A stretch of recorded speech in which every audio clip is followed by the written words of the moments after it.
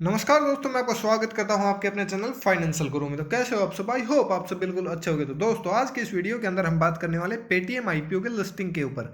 जैसा कि आप सबको पता हुआ है, कल यानी कि 18 नवंबर को हमें पेटीएम आईपीओ लिस्टिंग होती हुई देखने को मिलेगी। और इस पे जो हमारे पास अभी तक संभावनाएं निकल के आ रही है वो ये है कि ये जो आईपीओ की लिस्टिंग हमें डिस्काउंट के अंदर होती हुई देखने को मिल सकती है।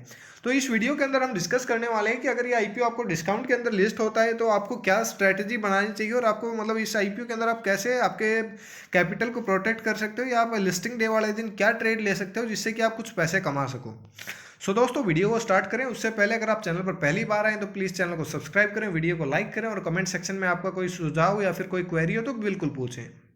तो अब मैं आपको सबसे पहले दिखाता हूँ पेटीएम आईपीओ के जो सब्सक्रिप्शन फिगर्स हमारे पास निकल के आए थे वो। तो क्यूआईबीज की तरफ से ये आईपीओ लगभग आप देख पाओगे 2.88 टाइम्स ही सब्सक्राइब हुआ था, और एचएनआईज ने इस आईपीओ को बिल्कुल सब्सक्राइब नहीं किया। 0.25 टाइम्स ही आईपीओ सब्सक्राइब हुआ था एचएनआई कैटेगरी में। रिटेलर्स की बात करें तो रिटेलर्स की तरफ से 1.72 टाइम्स ही आईपीओ सब्सक्राइब हुआ था, और ओवरऑल की बात करें तो 1.95 ही आईपीओ सब्सक्राइब होता हुआ हमें देखने को मिला था। यानी कि इंडिया का लार्जेस्ट आईपीओ ओनली 2 टाइम्स ये आईपीओ सब्सक्राइब होकर रह गया। 18,300 करोड़ रुपए का ये आईपीओ ओपन हुआ था, और इसके अंदर हमें बहुत ही कम सब्सक्रिप्शन देखने को मिला। इसके ऊपर यूँ मान सकते हो आप, कुछ तो ज़्यादा नेगेटिविटी सोशल मीडिया के ऊपर भी थी, और कुछ ये मतलब वैल्यूएशंस के ऊपर भी कुछ प्रॉब्लम्स हमें देखने को मिल रही थी। तो उस हिसाब से इस आईपीओ का सब्सक्रिप्शन तो बहुत ही कम हमें देखने को मिला। तो अब बात आती है कि इसके लिस्टिंग के बाद हमें क्या करना चाहिए।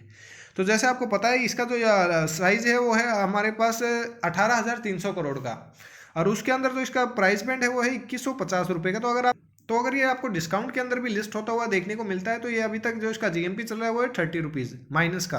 तो इस हिसाब से आपको 2100 रुपये के आसपास इसकी लिस्टिंग देखने को मिल जाएगी आराम से। इसमें आपको कोई दिक्कत आने वाली नहीं है। तो अगर आपका प्ले बस मतलब लिस्टिंग गेन के लिए था तो आप बिल्कुल इस आईपीओ से फर्स्ट ही एग्जिट ले सकते हो। लेकिन अगर आप मतलब कुछ लॉन्ग टर्म का विजन रखते हो तो आप इस आईपीओ में बने रह सकते हो, क्योंकि पेटीएम का आईपीओ कोई ऐसा वैसा आईपीओ नहीं है कि ये बस कंपनी आज हमारे पास लाइमलाइट में आई है, इसका आईपीओ आया है तो और कल से इस कंपनी का हमें कोई नाम सुनने को नहीं मिलेगा। ये one of the India's largest fintech company है, क्योंकि इस कंपनी की बात ही कुछ अलग है। अगर हम बात करें इस कंपनी की लिस्टिंग के बाद तो इसका मार्केट कैप हमारे पास लगभग 1 लाख करोड़ रुपए से ऊपर होने वाला है। तो उस हिसाब से अगर हम देखें तो आप ये मानोगे कि ये कंपनी हमें आगे आते हुए समय के अंदर निफ्टी के अंदर भी देखने को मिलेगी और सेंसेक्स के अंदर भी देखने को मिलेगी।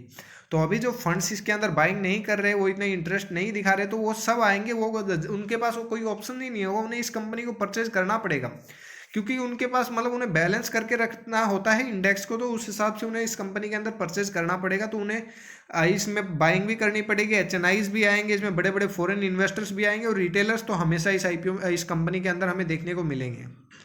तो अगर आपका विजन थोड़ा भी लॉन्ग टर्म का है तो आप बिल्कुल इस कंपनी के अंदर बने रह सकते हो। अगर आपने एप्लीकेशंस लगाई हैं तो आपको 100% अलॉटमेंट तो मिला ही है, तो उसके बाद आप रह सकते हो। लेकिन अगर आपका यही है कि मुझे बस प्रॉफिट लेना था या फिर अभी जो लॉस हो गया वो बुक करना है, तो आप फर्स्ट डे के अंदर एग्जिट ले सकते हो। लेकिन अगर किसी को इस आईपीओ के अंदर एप्लीकेशन नहीं लगाई थी उसने, और अभी मतलब खरीदना चाहता है, तो वो बिल्कुल खरीद सकता है इस कंपनी।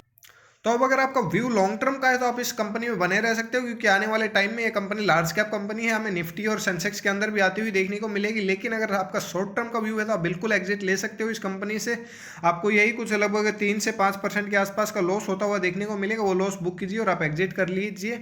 लेकिन ये जो गेम है ये मतलब आप लिस्टिंग डे वाला गेम नहीं है पेटीएम का, ये लॉन्ग टर्म का गेम है। अगर ये कंपनी आगे भी ऐसा ही करते रही तो हमें इस कंपनी के अंदर अपार संभावनाएं देखने को मिलती है, और इसके अंदर ग्रोथ आपको बहुत ही ज़्यादा देखने को मिल सकती है।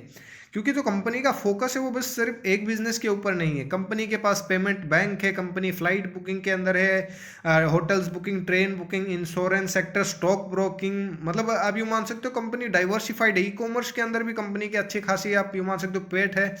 और कंपनी के पास जो है मर्चेंट नेटवर्क है वो भी बहुत ही बड़ा मर्चेंट नेटवर्क है। तो उस हिसाब से हम मान सकते हैं डाइवर्सिफाइड कंपनी है, ऐसा नहीं है कि ये किसी एक स्पेसिफाइड बिजनेस के अंदर ही फोकस्ड है।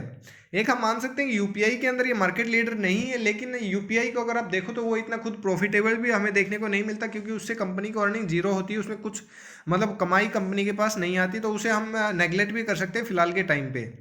लेकिन वही बात है, अगर आपको मतलब प्रॉफिट लॉस ही बुक करना था तो वो आप कर सकते हैं। लेकिन अगर आप लॉन्ग टर्म के लिए व्यू रखते हो तो बिल्कुल इस कंपनी के अंदर आपको पोजीशंस और भी बनानी चाहिए। और आपको क्या पता कल लिस्टिंग डे वाले ही दिन ही इसमें मतलब कुछ ना कुछ मूव देखने को मिल सकती है। सो दोस्तों this is all in the video. अगर आपको वीडियो पसंद आए तो प्लीज़ चैनल को सब्सक्राइब करें, वीडियो को लाइक करें, और अगर आपको कोई सुझाव या फिर कोई क्वेरी हो तो आप कमेंट सेक्शन में जरूर पूछ सकते हैं।